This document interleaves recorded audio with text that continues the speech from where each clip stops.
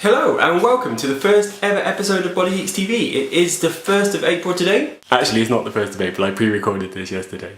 As I mentioned on the BodyGeeks channel, this channel will be devoted to all the things I like to do, like diets and challenges, as well as kind of just general news and weirdness from the wonderful world of the human body. And I want to get straight into it today and talk about this month's challenge, which is going to be a diet. And the idea for this diet actually came about a month ago when I was talking to a friend of mine who knows a personal trainer who doesn't eat carbs at all. No sugar, no starch, no fruit, no nothing, just no carbs at all, which I think is kind of crazy.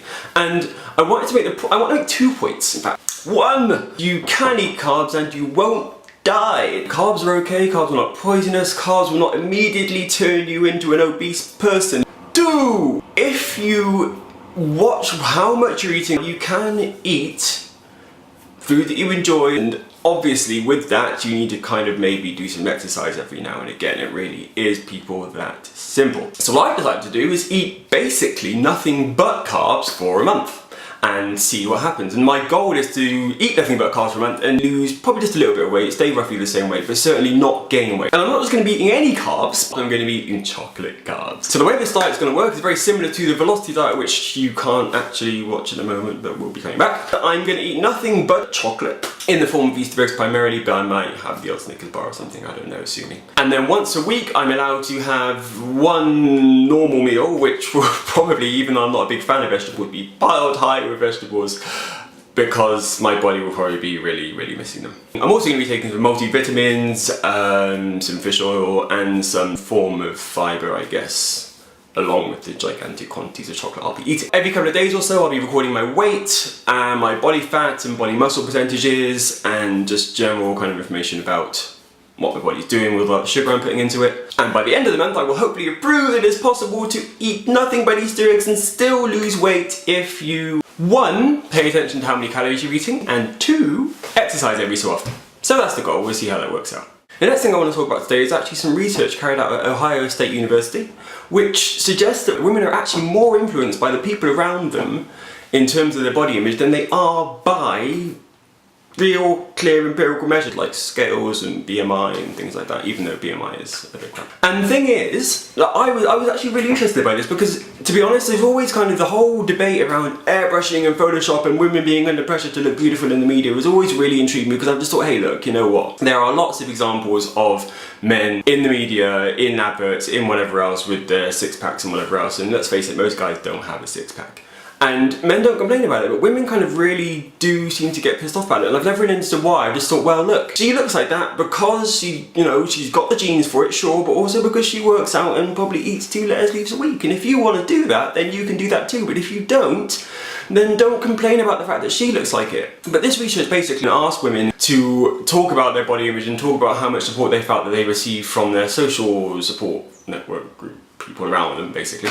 And they found that if a woman was overweight but had people around her who she didn't feel were trying to make her lose weight or change her body shape, she was more likely to have a positive body image. And likewise, women who were perfectly healthy, who felt that people around them were trying to make them lose weight, were much more likely to have a negative body image. Which I thought was kind of interesting because though on one level it's kind of obvious, on the other hand it does really underline how we're more concerned with how our bodies look than how healthy they are, which does seem kind of backwards really when you think about it. And finally, the last thing I want to talk about today, or actually the last person I want to talk about today, is Julie. So Julie is an ex-client of mine, ex-personal training client of mine, also a good friend, really lovely girl. And I put her on a 12-week program of diet and exercise to transform her body. And it went very well, and I want to kind of share the process with you so that you can kind of see step by step how it was for her and what she found easy and what she found difficult and how the changes looked week after week, because it's very easy to be working out regularly and not see the changes, and it's only after you're kind of stepping back and seeing them week by week by week that you can really see, okay, yeah, I can see that change happening.